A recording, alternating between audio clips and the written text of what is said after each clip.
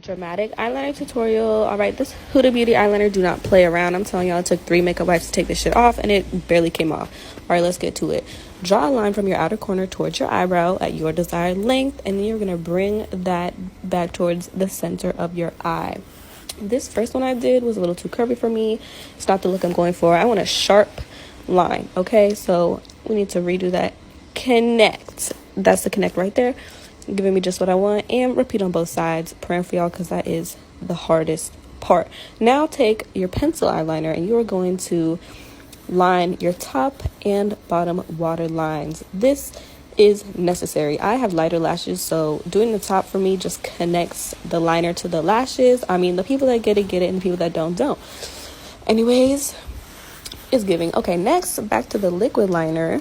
You're going to connect the inner corner to the middle, just like that, and then you're gonna get into that corner and draw your cute little triangle, like giving cat eye foxy mama. Okay, that one's bad. Let me do it off camera.